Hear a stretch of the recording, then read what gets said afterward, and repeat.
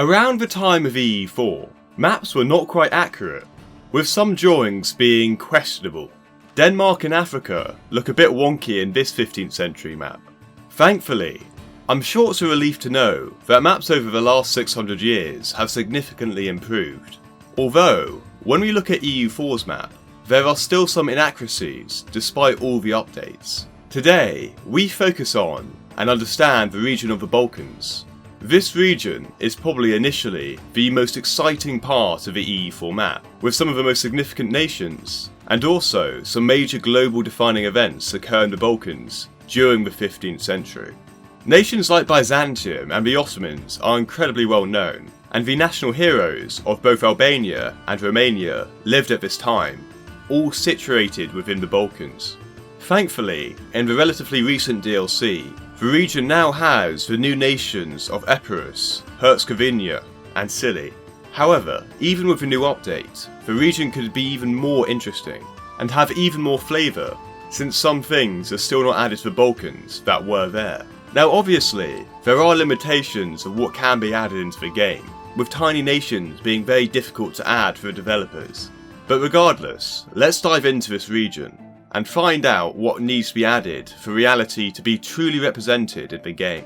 Also, we are trying to hit 60,000 subscribers by the end of the month, so if you just absolutely love looking at maps, which I'm sure most of you do, why not consider subscribing? Maybe I'll make a map video on your region next, unless you live in Antarctica. We begin by first exploring a potential new nation, which is known as Zeta. This nation would border both Serbia and Albania. During the 15th century, the owners of Zeta changed hands a large amount of times, with Serbia, Bosnia and Venice all controlling the land. However, a man by the name of Stefan Cijanovic was a key figure of Zeta to gain its semi-independence. He was initially a governor of Zeta in early adulthood, along with his brothers. However, unlike his family, Stefan had aimed to pursue his own goals, and he did not want to live under the Serbian despot. He therefore made the vital decision to align himself with a Bosnian nobleman. When the Ottomans invaded Serbia in 1441, the Serbian leader fled to Zeta to gain assistance, but failed and fled to Hungary instead. Stefan seized on this opportunity, and with the help of Bosnia, they attacked Zeta in 1441. Stefan's campaign in Zeta was very successful, and he managed to gain significant territory during the 3-year campaign. Stefan also crucially married Skanderbeg's daughter. After gaining a large amount of territory, Stefan allied Albania and accepted Venetian vassalage for 4 years between 1444 and 1448. Eventually, with the death of his brother, he became the sole lord of Zeta, bringing stability to the region and running its internal affairs.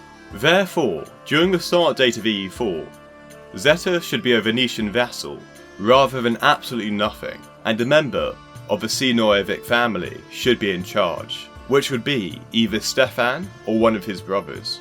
Moving on to the nation of Venice, the borders could potentially be changed, and a key thing to note was that they had a colony in Aeris, although it could be argued that it's simply too small to be shown in the game. We now move on to the Kingdom of Hungary, which wasn't as well put together as it may first seem. Firstly, we're going to talk about the autonomous region of Transylvania. Now in a few maps I've seen, Transylvania is shown differently to Hungary, and there is a reason for this. Transylvania during this time had its own leader, who was the highest ranking official in the land, appointed by the monarch. This position had wide-ranging administrative and military powers, although they did not control the province fully. At the start date of EU4, a famous figure known as John Hunyadi was the leader of Transylvania, and would later become the King of Hungary. Transylvania also set up its own political constitution in 1438.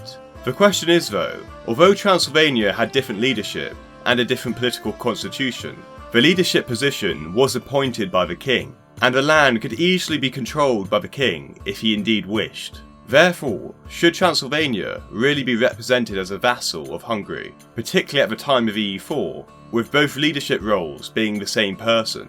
Transylvania would only truly become independent in the 16th century.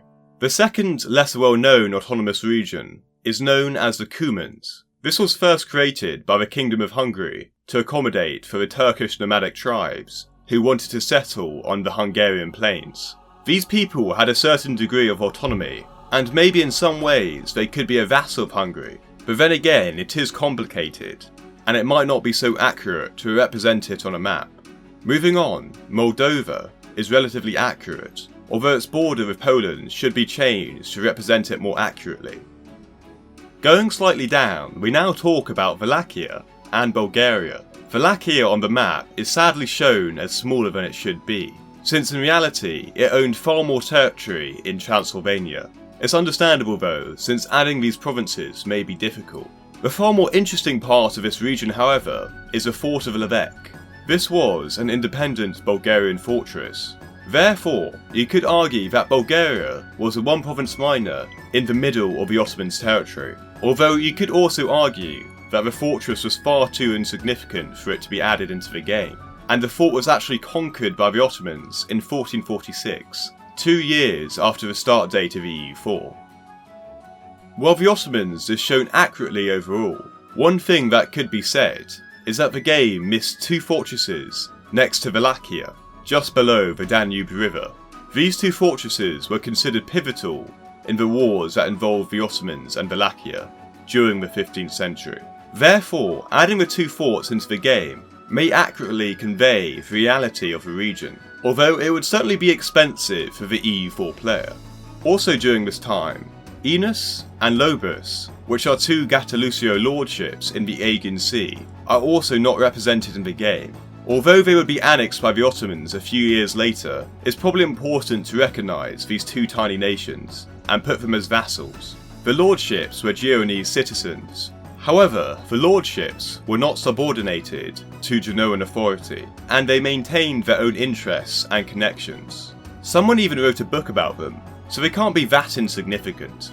The final 2 nations we're going to discuss are Byzantium and Albania, which overall, with the new updates, have been fairly represented in the game, but there are still a few minor things you can say for both. The province of Constantinople in EU4 could be shown more accurately if it was represented in this way. Some people could also argue that it should be called the Roman Empire rather than Byzantium, since during this time they considered themselves to be Romans.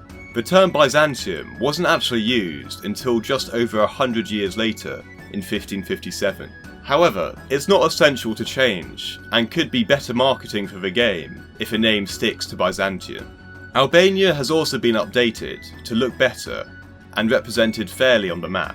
However, you could argue that it may be more accurate to represent Albania as several small lords rather than a unified state. This would though be difficult and may not be worth doing. So, do you think any of the suggestions I've mentioned should be added into the base game, or do you think it's simply too difficult and not worth doing? Let me know in the comments.